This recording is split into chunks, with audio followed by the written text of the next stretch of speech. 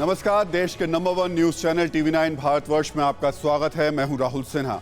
दुनिया के लिए अगले 24 घंटे बेहद अहम हैं। अगले 24 घंटे में दुनिया में ऐसा बहुत कुछ होने वाला है जो दुनिया में बर्बादी का सबब बन सकता है। दुनिया के इस तनाव को 3 नेताओं के जरिए आसानी से समझा जा सकता है।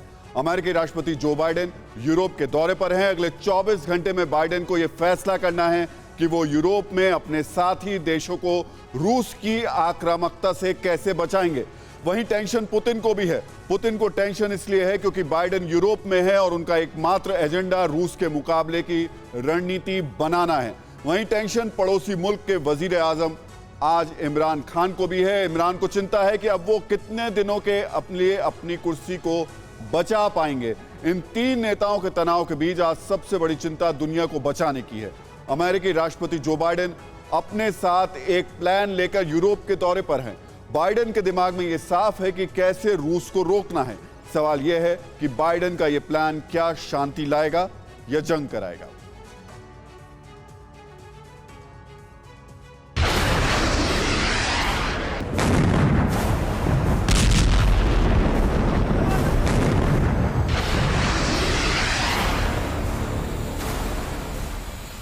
थर्ड वर्ल्ड वॉर की आहट के बीच अगले 24 घंटे में बहुत बड़ा फैसला होने वाला है।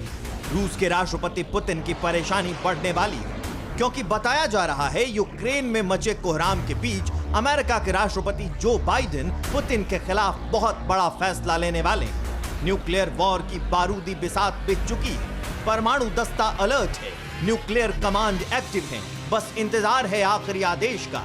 अभी से चंद घंटों बाद बाइडेन बेल्जियम की राजधानी ब्रसेल्स में नाटो की इमरजेंसी मीटिंग करेंगे। अमेरिकी राष्ट्रपति बाइडेन पुतिन को घेरने के लिए नाटो देशों के साथ मंथन करने वाले हैं। पूरी दुनिया की नजर नाटो की इमरजेंसी मीटिंग पर है। हर किसी के मन में यही सवाल उठ रहा है, आखिर बाइडेन रूस के खिलाफ क्या फैसला लेंगे।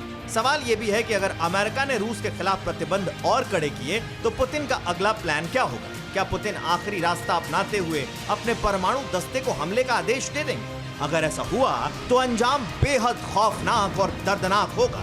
ये सवाल इसलिए क्योंकि यूक्रेन में रूसी सेना के ताबड़तोड़ हमलों के बीच बाइडेन का बेल्जियम आना, बेल्जियम में ब्रिटेन, फ्रांस, जर्मनी जैसे नाटो के ताकतवर मुल्कों के साथ मंथन करना, पुतिन को घेरने का प्लान बनाना बहुत कुछ कहता है। ये युद्ध और विध्वंसक और बारूदी और विस्फोटक और भयानक होने के संकेत। बाइडेन का मंशा क्या है यह कुछ अभी स्पष्ट नहीं है। मेरे हिसाब से बाइडेन यहां इसलिए जा रहा है कि जो नाटो के अंदर क्रैक आ गए हैं उन क्रैकों को जोड़ सके, क्योंकि फ्रांस, जर्मनी ये कभी रूस के लिए सीधे युद्ध के मैदान नहीं बन सकते। बाइडेन अभी रोमानिया और पोलैंड को चढ़ा रहा है लड़ने के लिए और खुद पीछे है। तो सबसे पहले उन क्रैक्स को दूर करना है। युद्ध की उसे कोई चिंता नहीं है। यूक्रेन में युद्ध लंबा चलता रहे। अमेरिका इंटरेस्ट आर्मामेंट का भी है और अब तो आयोडीन की गोली भी बेचेगा अमेरिका।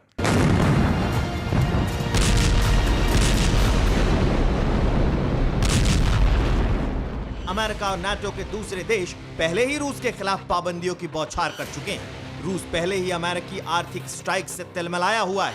ऐसे में यह तो सच है कि नाटो की बैठक से पहले बाइडेन के दिमाग में यूक्रेन में हो रही बमबारी होगी। बाइडेन के दिमाग में यूक्रेन में हो रही मिसाइलों का ताबड़तोड़ प्रहार होगा।